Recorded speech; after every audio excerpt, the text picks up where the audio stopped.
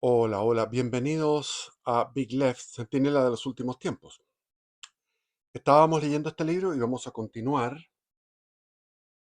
Hoy vamos a hablar de la batalla de Miraflores, narrada por un protagonista como es este hombre, José Miguel Varela, quien escribió este texto, este manuscrito, y estaba guardado en un baúl más de 100 años. Lo encontraron sus descendientes, sus parientes, y vieron que era tan rico el libro, que tenía tanta riqueza de datos, de testimonios y tan buena pluma, que finalmente se imprimió y fue un récord, fue un boom. ¿Cómo se llama esto? Bueno, este libro se vendió en esa época, no me acuerdo qué año era, el 2016, por ahí, no me acuerdo.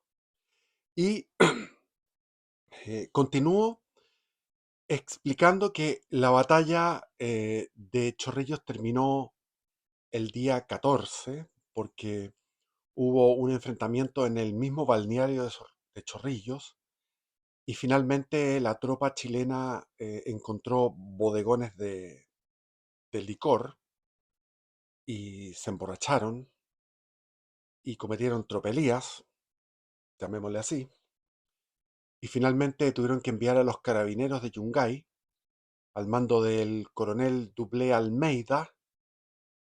Ese es un nombre que le puede sonar a muchos porque hay una calle en la comuna de Ñuñoa que se llama Dublé Almeida.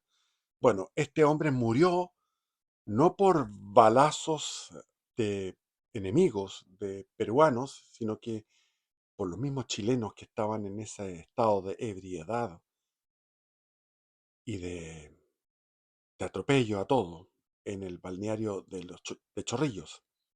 Es decir, esa tropa quedó tan enceguecida, salió ese chileno bestial, que después de haber estado toda la tarde caminando, después toda la noche caminando, a las 4, 5, 6 de la mañana, asaltando posiciones enemigas muy bien defendidas, con minas antipersonales que le llamaban el polvorazos, polvorín, ametralladoras, artillería, fusilería del mismo nivel, es decir, para atacar en la doctrina militar, para atacar una posición, tiene que uno tener 3-1, tiene que haber 3-1, y en este caso era 1-1, es decir, al otro lado, en las líneas defensivas peruanas había 25.000 fusileros y eran 25.000 los que atacaban, ni siquiera eran 25.000 porque eh, Baquedano tenía una reserva siempre, porque la reserva la necesitaba y a veces no la usaba, pero la tenía ahí. Entonces, no recuerdo bien cuánto fue la cantidad de los que atacaron, pero deben haber sido 18.000, una cosa así, por decir alguna cifra que no me acuerdo exactamente. Ahora, hubo un diálogo, no un diálogo, una reunión del alto mando antes de iniciar estas dos batallas. En la carpa del alto mando estaba el general en jefe, don Manuel Baquedano, el general Velázquez, Sotomayor, el coronel Sotomayor, Patricio Lynch, y estaba el ministro de Defensa, que era don Francisco Vergara. Francisco Vergara había leído mucho eh, de, de estrategia, sabía de la historia de Napoleón, qué sé yo, de Aníbal, de Julio César, de Alejandro Magno, etcétera. Entonces era un tipo versado en todo lo que era la estrategia militar, y tenía siempre recomendaciones de evitar el desangramiento inútil. Y eso lo propuso cuando estaba en el día 24 de mayo de 1880, estaban próximos a llegar a Tacna. La información de los espías y de los exploradores era que podía ir hacia el sur este, es decir, cortar el suministro de agua y sitiar a las posiciones defensivas peruano-bolivianas en el Alto de la Alianza, que se llamaba. en Tacna.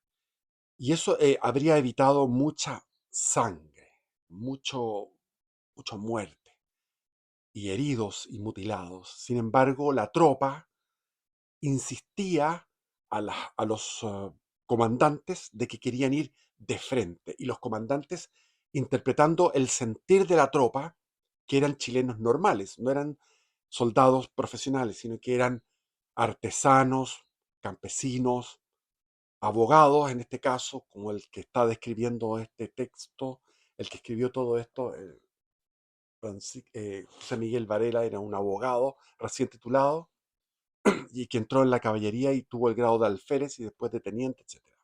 Y terminó peleando por Balmaceda. Eso demuestra cómo eran los balmacedistas. Había muchos balmacedistas que era una clase media ascendente, una clase media de honor, que peleó por Balmaceda, en contra de una aristocracia que ya estaba comenzando a carcomerse, a podrirse. Hay una historiadora, por ahí tengo el libro, ¿dónde está el libro de ella? Acá está. Esta es una historiadora peruana. Dice, guerreros civilizadores. Se llama ella eh, Carmen McEvoy. Carmen McEvoy. Es una excelente, ahí está una foto de la tropa chilena, eso fue en Antofagasta, antes de entrar en campaña. Ahí están los chilenos. Es una excelente historiadora donde ella menciona, aquí lo tengo, eh, este libro me lo devoré. Eh, Ella vino a Santiago, estuvo en Santiago revisando los archivos. Era la primera historiadora peruana que fue a revisar archivos en Chile, que ahí estaba muchísima información.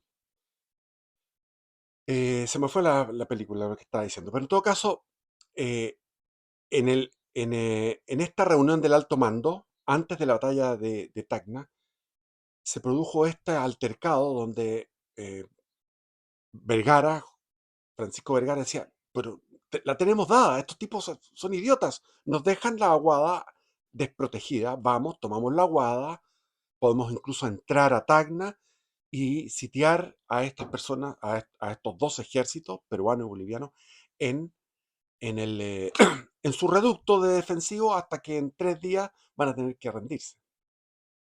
Y la tropa quería de todas maneras ir a la guerra, porque era ese bullir de la sangre chilena de aquellos tiempos.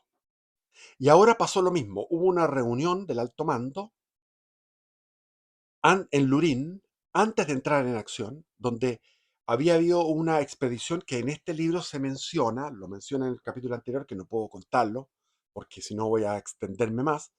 Él muestra ahí cómo fueron a explorar a lo que se llamaba la Rinconada de Ate, Ate, A-T-E, la Rinconada de Ate.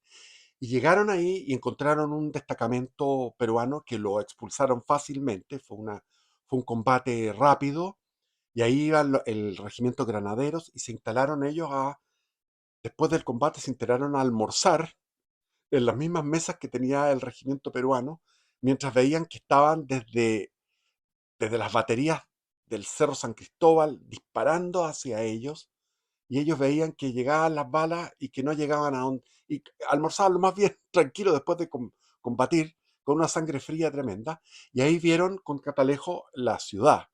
Entonces llegaron con esta información y se imponía, según lo que dice Francisco Antonio Encina, y yo también comparto su opinión, de que se imponía el que el ejército completo, quizás dejando una reserva ahí en Lurín, hubiera ido hacia Rinconada de Ate y habrían tomado sin bajas, esto es una hipótesis, una ucronía, pero es que es así, se puede deducir fácilmente. Casi sin bajas habrían llegado a Lima, incluso podrían haber llegado hasta el Callao, pero pongámosle que hubieran llegado a Lima y se hubieran fortificado en los arrabales de Lima, mirando hacia el suroeste.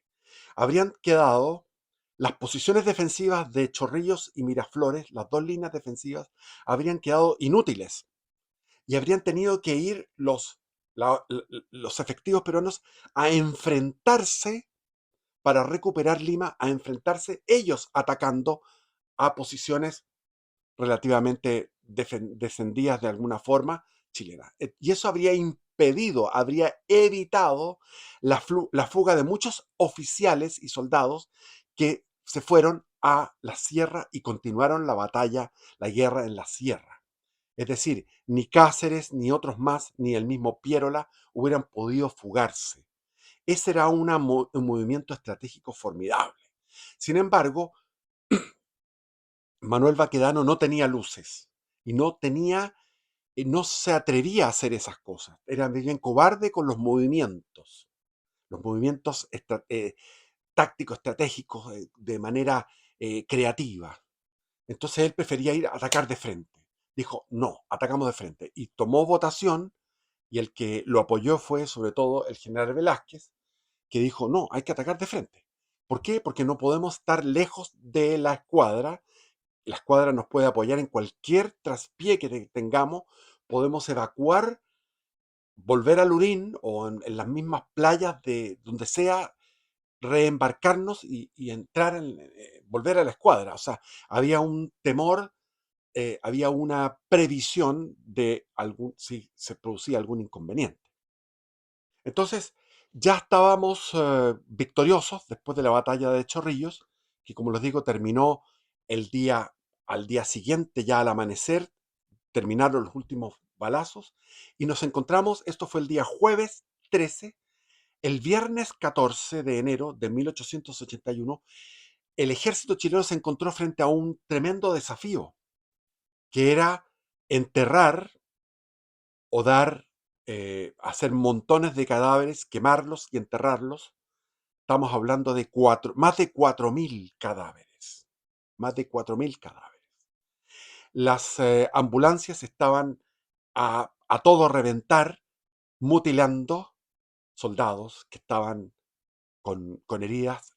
Se procedía a arrancar el miembro, ya sea el brazo, el pie. Era terrible la cantidad de mutilados. Hay una colección que yo fui a visitar donde está todas las fotos, hay cientos de fotos de hombres chilenos, jóvenes, de pueblo, con, sin un brazo, sin una pierna, sin las dos piernas, etcétera, que quedaron a merced de la caridad. No hubo ninguna acción del Estado porque eran hiperliberales y masónicos. Por lo tanto, lo que querían era ocupar al pueblo, y después no hubo ninguna indemnización, ninguna pensión de gracia, y tenían que andar mendigando en las calles hasta entrado el siglo XX, los veteranos de guerra mutilados. Entonces nos encontramos el viernes 14, con un trabajo de dar de comer a los caballos, dar de comer a la tropa, ordenar la situación, y ese mismo día empiezan a acercarse algunas tropas hacia la segunda línea, sobre todo lo que era la división Lagos, que era la que estaba en ese momento. La división Lagos fue destinada al área de... Espérate un poco. No, pues Lagos estaba claro. Estaba en el centro. Y al frente de él estaba la división de Cáceres. Los peruanos estaban en su línea defensiva, que demostró ser mucho más eficaz y más mortífera que la línea defensiva de Chorrillos, porque en Chorrillos estaban en altura, y desde altura los balazos van, rebotan, y es más difícil achuntar. En cambio, aquí eran eh, posiciones defensivas. Pueden ustedes ir a verlo cuando vayan a Lima, cuando estén en Miraflores. Yo fui a ver eso. Son unas trincheras que se cavaron muy bien. Se me olvida el nombre que tenían, pero eran varios de estos. Eran como fortines. Entonces, los fusileros peruanos estaban a ras, y todo lo que venía, la ofensiva chilena, venía en un ángulo perfecto, horizontal. Entonces los fusileros peruanos podían disparar horizontalmente y generaron una gran mortandad. Era una línea defensiva muy potente.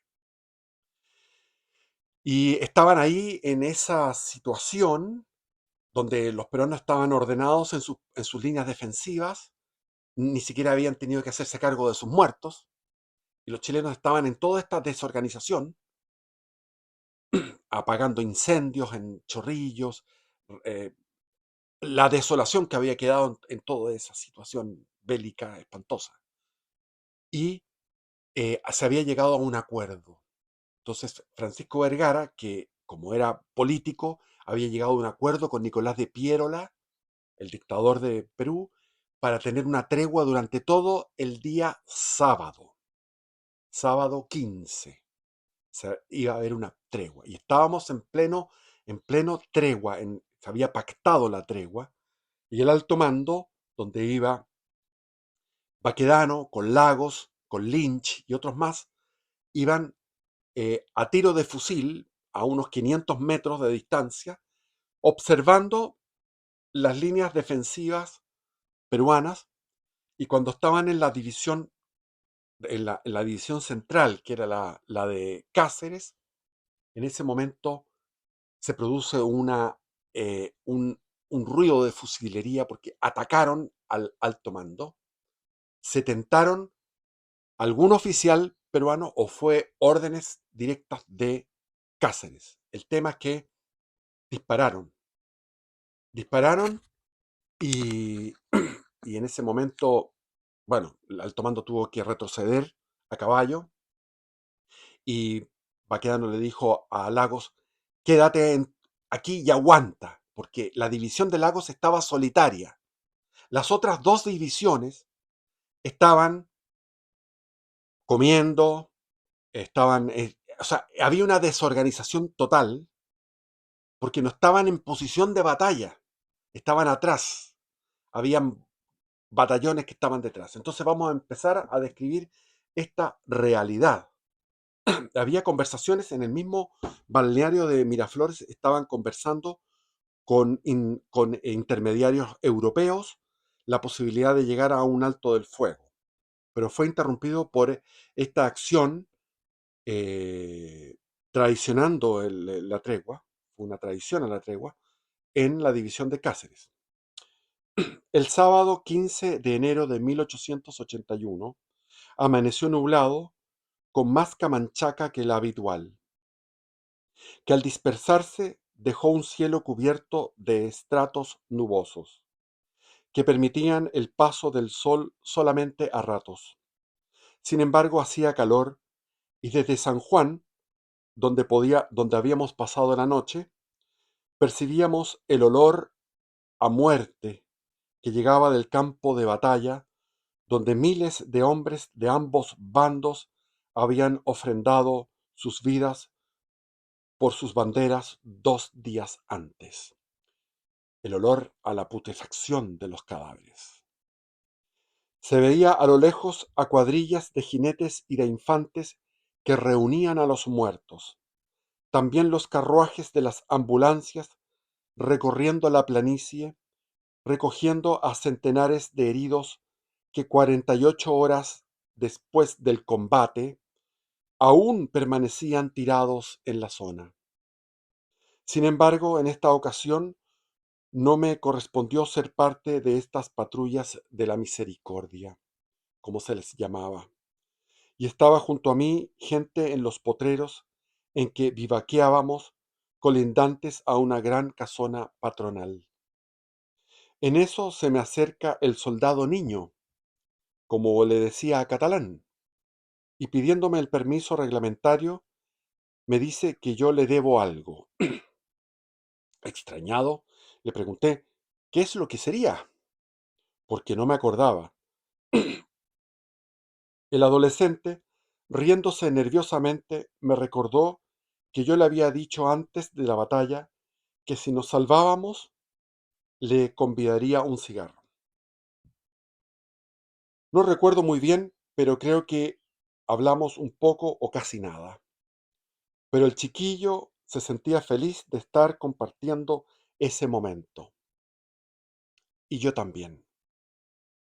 Estábamos muy tranquilos esa mañana, ya que se hablaba en los corrillos de oficiales que lo más probable fuera que la guerra terminara este mismo día. ya que los cónsules europeos estaban negociando con el ministro Vergara y con el general Baquedano la rendición de todas las tropas peruanas y la entrega de Lima y del Callao. Además, ya se había firmado con los diplomáticos europeos una tregua que duraría hasta la medianoche de ese sábado, mientras se finiquitaban las negociaciones que estaban teniendo lugar en el balneario de Miraflores. Todo ello daba cierta tranquilidad relativa, considerando que veníamos saliendo de la más cruenta de las batallas y que estábamos rodeados de muertos y heridos. Pasado el mediodía, se tocó a rancho y mientras los caballos libres de sillas y riendas pastaban libremente en los potreros, nosotros pasamos a primera comida caliente, comimos la primera comida caliente desde que habíamos salido de Lurín, es decir, 3 días atrás. No recuerdo bien el rancho, pero parece que fue una especie de puchero de porotos, maíz, ají y charqui. Lo que sí tengo muy claro es que nuestra carreta fue integrada por Polloni, Polhammer, Vivanco y yo. Además de la comida, nos bebimos entre los cuatro una botella de vino tinto que Polhammer quitó el día anterior a uno de los soldados ebrios que asolaban Chorrillos. Habíamos terminado de almorzar y estábamos en reposo cuando cerca de las 2 de la tarde sentimos los atronadores y reiterados disparos de la artillería peruana en Miraflores. Y, a los pocos minutos, el sonido de los cañones navales que después supe que eran de nuestros buques blindados. Ahí atinó el almirante Latorre de contestar desde mar, desde los blindados, disparar hacia las posiciones defensivas peruanas. No hubo necesidad de orden alguna y todos se levantaron velozmente. Se colocaron las guerreras y el kepí, los que andaban descalzos se pusieron las botas y se hicieron de sus armas. Enseguida, a la carrera, cada cual ubicó su caballo llevando la silla a cuestas. Creo que no deben haber pasado más de 10 minutos cuando se sintieron las trompetas de formación y el regimiento ya estaba listo, al mando del sargento mayor Marzán, ya que el comandante Muñoz se encontraba en Chorrillos. El capitán Villagrán salió al galope, enviado por Marzán, hacia el cuartel general de Chorrillos, pero torció el camino hacia la vía férrea que se dirigía a Miraflores, porque allá divisó a lo lejos al general Baquedano y su escolta. Volvió en un rato y contó que los peruanos habían abierto el fuego contra el general Baquedano y su estado mayor, cuando efectuaban un recorrido observando las posiciones defensivas de Miraflores, borrando con el codo la tregua que habían firmado y que debía mantenerse hasta la medianoche mientras seguían las negociaciones de paz.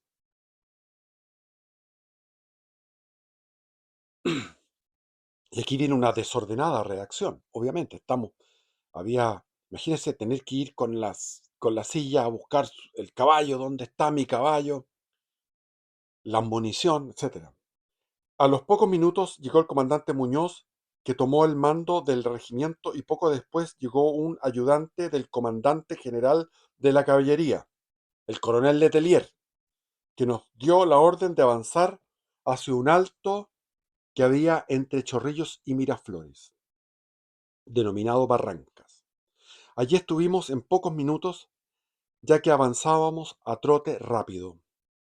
En breve se sumaron a nosotros los regimientos carabineros y cazadores, sumando en total 1.400 hombres. Chorrillos y Miraflores estaban unidos por una vía férrea que corría paralela al viejo Camino Real, que no tenía más de 3 metros de ancho y permitía con mucha dificultad el paso de 2 coches en sentido contrario. En cosa de minutos el camino se atochó ya que la batalla, que no estaba planificada para aquel día, fue desencadenándose rápidamente. El angosto camino colapsó con los miles de soldados de infantería y las baterías de artillería que desordenadamente corrían para tomar posiciones de combate. Lo más complicado fue en la mañana. Antes que comenzaran a disparar los fuertes peruanos, la mayoría de las cantineras, gente de los bagajes y los chinos que se habían constituido en tropas auxiliares habían avanzado más allá de Barrancas para vivaquear en las huertas existentes en la zona. O sea, se estaba preparando eso como una retaguardia para la posible batalla del domingo o lunes. Y era sábado, se había roto la tregua y todas esas personas que trabajaban para la parte logística estaban adelantadas.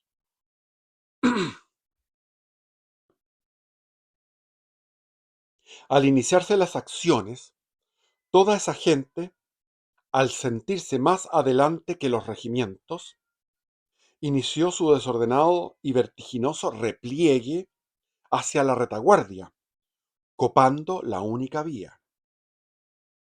Recuerdo que con Polhammer y Larraín recibimos la orden de hacer despejar el camino y a empeñones y pechadas tirábamos a toda esta gente hacia los costados, para que la vía quedara libre para los regimientos que corrían hacia el combate. Antes de las 3 de la tarde ya estaban llegando casi todas las divisiones al frente y la batalla se había generalizado.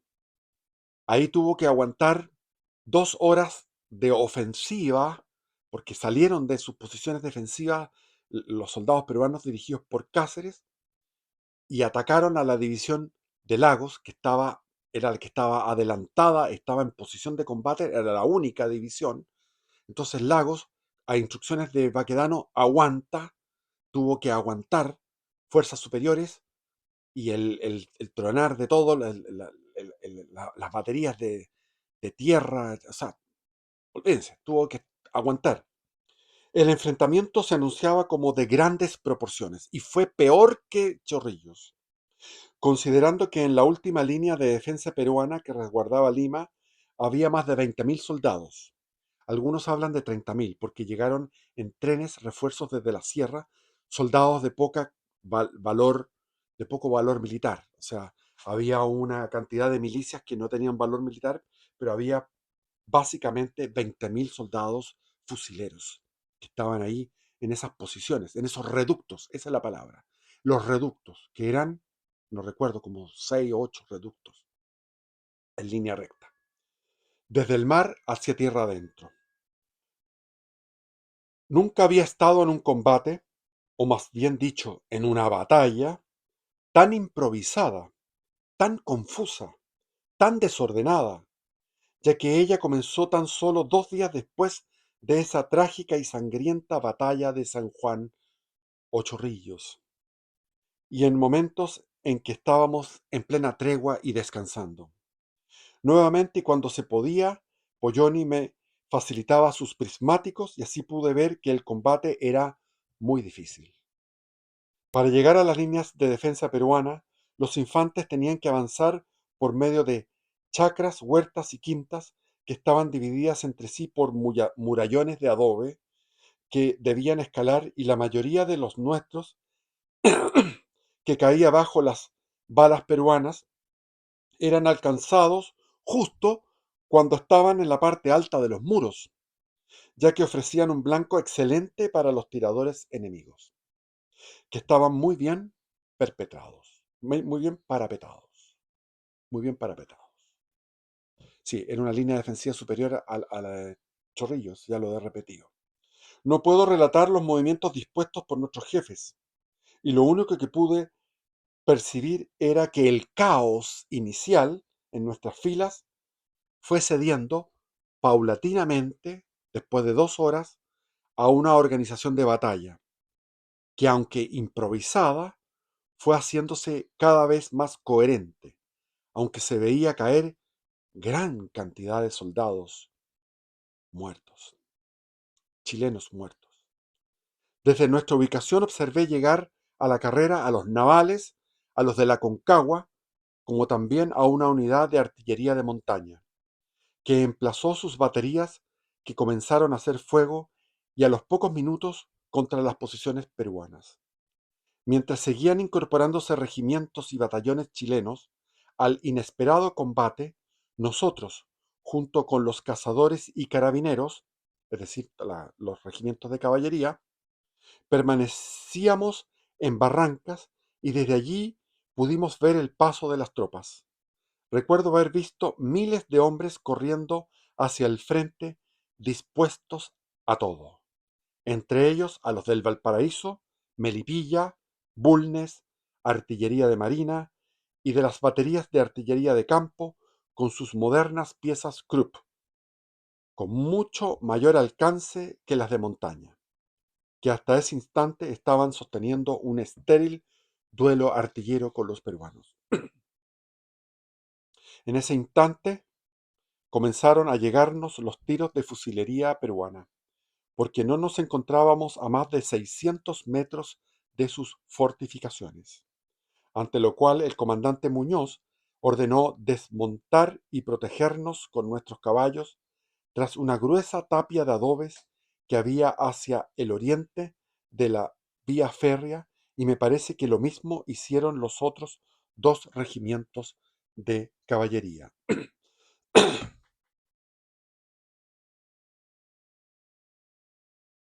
Yo estaba muy inquieto, ya que pese a mi poca experiencia militar, notaba que esto, más que una batalla, era una sorpresa.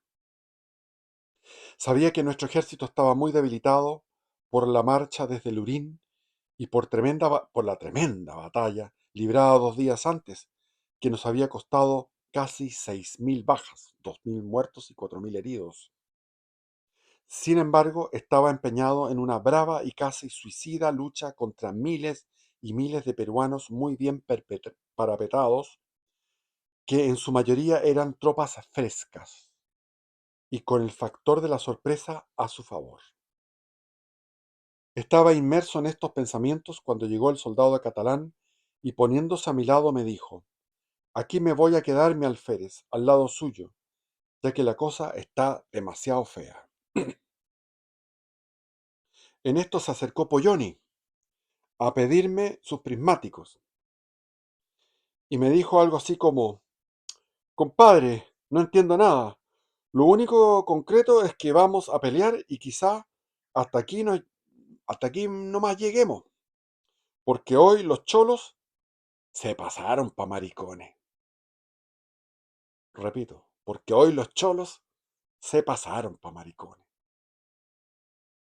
Recuerdo nítidamente que el miedo comenzó a recorrerme con mucha fuerza y sentía los mismos síntomas, como yo le llamaba, el corazón escapándose de mi boca, las piernas y los brazos débiles por el temblor, la propia voz que se oía como ajena cuando daba las órdenes. Les gritaba a sus subalternos, que como alférez tenía como 8 o 10 personas, ¿no? 8 o 10 jinetes a su cargo.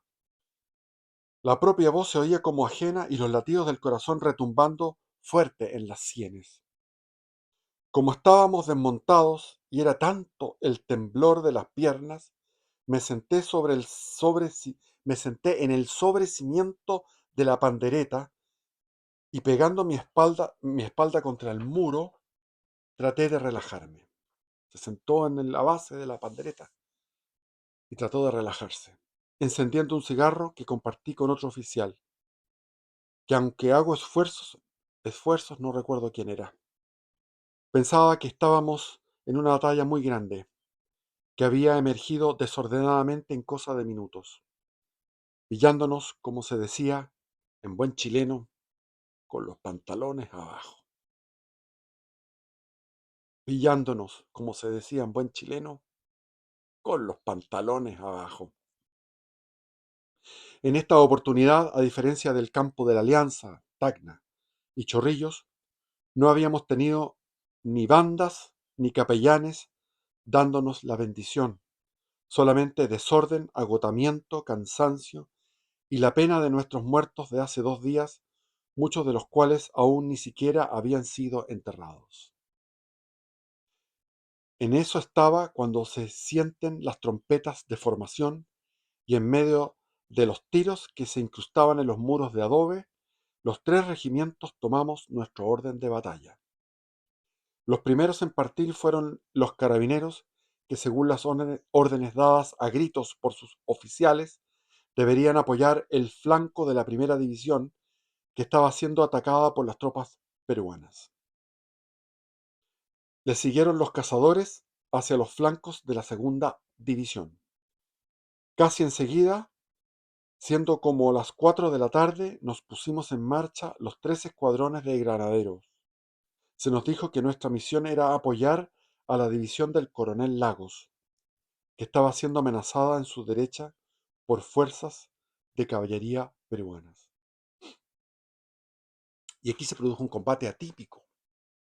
Avanzamos en columnas a galope rápido. A medida que nos íbamos acercando donde combatían las tropas de la división Lagos, cercadas, agotadas, veíamos la enorme mortandad causada por los peruanos, ya que el suelo estaba tapizado de infantería chilena, muertos o heridos, algunos de los cuales, mientras permanecían heridos y tendidos en el suelo, seguían disparando contra las posiciones peruanas. En realidad era poco lo que podíamos hacer, considerando que la serie de murallas que dividían los accesos a Miraflores impedían las evoluciones de la caballería, y más aún hacer una carga por escuadrones. Ante eso, se ordenó la dispersión por compañías en línea, y se realizaron diversas cargas contra unidades de infantería peruanas, ya que la caballería de ellos se replegó al ver llegar a nuestro regimiento, ya que la caballería peruana se replegó al ver llegar a nuestro regimiento. Nuestra forma de combatir no tuvo la espectacularidad ni la potencia avasalladora de Tacna ni de Chorrillos, pero puedo decir con toda objetividad que en la hora que estuvimos combatiendo, causamos muchas bajas a los adversarios. El regimiento se dividió en piquetes de aproximadamente 20 jinetes, cada uno al mando de un oficial. Nos ocultábamos tras de las tapias, agachados sobre la montura para que no vieran nuestras cabezas, y cuando veíamos que se producía un espacio entre nuestras fuerzas y las enemigas, salíamos al galope tendido, a mitad de los jinetes, la mitad de los jinetes disparando con sus carabinas y la otra sableando a cuanto peruano alcanzábamos. Estas incursiones las repetimos al menos en mi sección unas 10 o 12 veces, y luego de asestar cada golpe nos volvíamos a ocultar en la próxima serie de tapias de adobes, para seguir avanzando de la misma manera, dejando atrás de nosotros un reguero de enemigos muertos.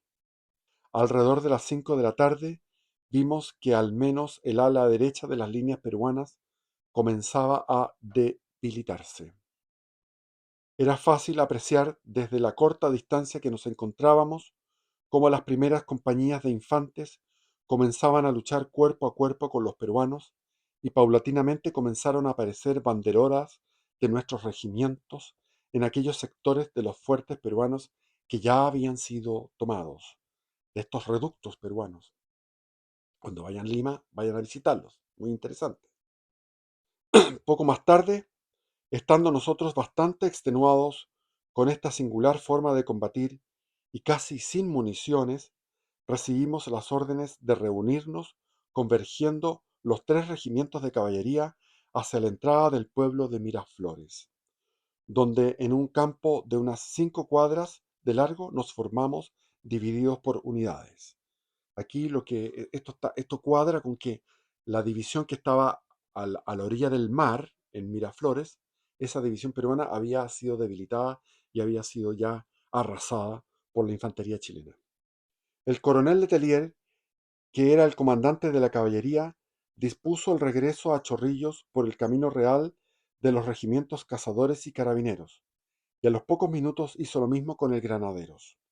pero dejando en este mismo lugar y hasta nueva orden una compañía al mando del capitán Amador Larenas, de la que formé parte. En esos momentos, ya cerca de las 6 de la tarde, las tropas peruanas huían desbandadas, principalmente en dirección a Lima y el Callao, cruzando a través de Miraflores, en cuyo acceso sur poniente estaba estacionada nuestra compañía. A los pocos minutos, Miraflores comenzó a arder por todas partes. El capitán Larenas nos dijo en esos momentos, así habló el capitán Larenas: esos cholos no tienen Dios ni ley. Están quemando y saqueando su propia ciudad, dejando sin techo a los suyos, para culparnos después a nosotros. Pero ustedes son testigos que ningún soldado chileno ha pisado Miraflores y ya está quemándose por los 4 costados. Eso es efectivo. En esos momentos, que los recuerdo muy bien, pues estábamos observándolo todo desde una privilegiada posición, ya no hacían fuego los cañones ni las ametralladoras de los fuertes peruanos, y solamente se escuchaban esporádicos tiros de fusil. De los grandes fuertes del San Cristóbal y San Bartolomé seguían disparando sus gigantescos cañones, muchas de cuyas granadas caían sobre el incendiado Miraflores. Allí nos pilló la medianoche del 15 de enero de 1881, iluminados por los incendios de Miraflores, que poco a poco comenzó a ser ocupada por nuestras tropas. Llegó el primer escuadrón de nuestro regimiento y nos unimos a ellos, iniciando una tarea de protección dentro de la ciudad, recorriendo las calles para impedir actos vandálicos como los de Chorrillos. Es decir, la tropa chilena cometió desmanes en Chorrillo, en Miraflores nada, ni en Lima nada. Las rondas no estuvieron exentas de riesgos, ya que fueron muchas las veces que nuestros jinetes fueron atacados a tiros desde el interior de algunas casas que permanecían en pie. El procedimiento fue igual en todos los casos. Desmontaban 5 o 7 granaderos, mientras la otra unidad del grupo rodeaba la casa a caballo. Y un soldado, y un soldado se quedaba al cuidado de las cabalgaduras de los que habían desmontado. Se intimaba rendición y, como generalmente no había respuesta, un jinete tiraba con su lazo a la puerta principal y por allí se metían los soldados haciendo fuego con sus carabinas hasta dar muerte a los francotiradores. Por la madrugada, muy agotados, nos reunimos en el mismo lugar en que habíamos permanecido al concluir la batalla y allí nos enteramos, por el capitán Larenas, que la batalla había sido muy sangrienta y que por un ayudante de Lagos había sabido que tuvimos más de 600 muertos sobre los 2000 heridos. Entre los muertos, según nos dijo, estaba el coronel Martínez, comandante del Atacama, y el comandante Marchán, jefe del Valparaíso. Si sumamos eso a nuestras bajas de 48 horas antes en Chorrillos, nuestros muertos llegaban a más de 2500 y los heridos superaban los 6000. Realmente una carnicería. Y eso que las bajas peruanas eran prácticamente el doble que las nuestras. Nosotros habíamos tenido suerte, ya que en esta ocasión, a diferencia de Chorrillos, no tuvimos ningún muerto que lamentar en nuestras filas y terminamos la batalla con 6 soldados heridos a bala, los que fueron llevados a la escuela de cabos en Chorrillos. No tuvo la misma fortuna el Carabineros, ya que murieron 3 soldados y más de 10 quedaron heridos de bala. Los cazadores tuvieron, según supe, un muerto y 5 heridos graves. Después de enterarme de este trágico recuento, estaba tan agotado que luego de desencillar, limpiar y dar de comer y beber a Carboncillo, mi potro, mi caballo, me dormí tirado en la hierba, cerca de unas improvisadas ramadas de soldados de mi escuadrón. Desperté ya con el sol alto, tapado con mi poncho y con una guerrera que no era la mía como almohada. Minutos más tarde supe que mi asistente catalán, cuando me encontró roncando en el suelo, se preocupó de arroparme y la guerrera que tenía para apoyar mi cabeza era la suya, la del adolescente. El 16 de enero fue un día de muchos comentarios, informaciones entregadas por algunos con mucha seguridad y que luego se derrumbaban ante la llegada de nuevas noticias. Lo único concreto fue lo que nos informó el sargento mayor Marzán. Nos dijo que ya no había resistencia peruana en Chorrillos ni en Miraflores, que al parecer los fuertes de San Cristóbal y San Bartolomé habían sido volados por los mismos peruanos antes de huir, y debo agregar que los buques de guerra que quedaban también fueron eh, incendiados y volados. Estaba ahí el Manco Capac, no me acuerdo el nombre, la Unión, habían barcos, lo que quedaba de la armada fue incendiado. Y también la otra noticia era que en Lima había matanzas, saqueos e incendios. La misma tropa que huyó de la batalla fue a cometer tropelías en la tropa peruana, fue a cometer tropelías en el mismo Lima. Nos manifestó que los cónsules extranjeros estaban muy preocupados ante el caos que había en Lima, ya que los soldados peruanos que habían huido hacia la ciudad estaban saqueando los comercios y las casas, y habían violado a muchas mujeres. Además, junto a civiles, habían perpetrado la matanza de más de 500 chinos residentes en Lima. Esto por venganza a los otros chinos, que no tienen nada que ver con los chinos de Lima, los chinos que habían sido liberados de la esclavitud por el comandante Lynch en su expedición desde Pisco a Lurín.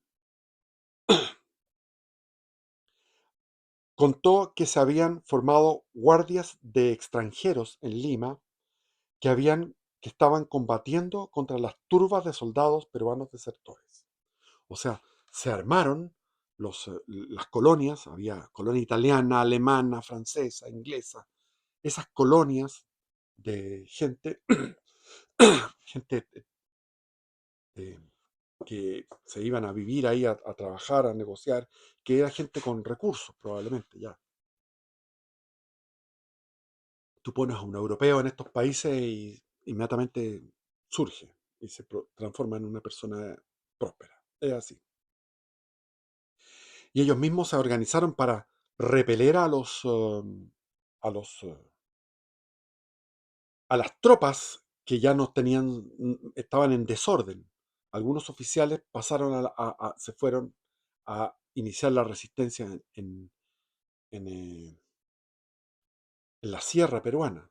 Y en ese momento estaba herido Cáceres, que fue el que después pasó clandestinamente a la sierra a comandar la resistencia en la sierra. Agregó que la situación era inaguantable y que por eso mismo estaban pidiendo entrada de nuestras tropas para restablecer el orden. Aquí no se cuenta la carta que envió el alcalde de Lima, Torrico se llama, apellido Torrico. El alcalde de Lima le mandó una carta al comandante en jefe de las fuerzas chilenas, Manuel Baquedano, para que entrara la tropa chilena a poner orden, porque mientras no entrara la tropa chilena, los soldados peruanos que habían huido de la batalla seguían haciendo todo tipo de desmanes, como incendios, robos, asesinatos, violaciones, etc. Por esta razón, dijo, se dispone que a partir de este instante se preocupen de remendar sus uniformes, pulir con ceniza los botones y hebillas, limpiar sus botas con grasa y prepararse, porque en cualquier momento recibiremos la orden de entrar en Lima, algo que todos soñamos desde hace mucho tiempo. Hasta aquí llegó. Esta es la batalla de, de Miraflores. Perdón por mi carraspera. Y viva Cristo Rey. Vamos ahora, voy a tomar un descanso y voy a leer la entrada del ejército chileno a Lima. Esto es emocionante. Se los recomiendo a la entrada del próximo video que viene, se los recomiendo encarecidamente. Vamos a leerlo con solemnidad y recogimiento. ¡Viva Cristo Rey!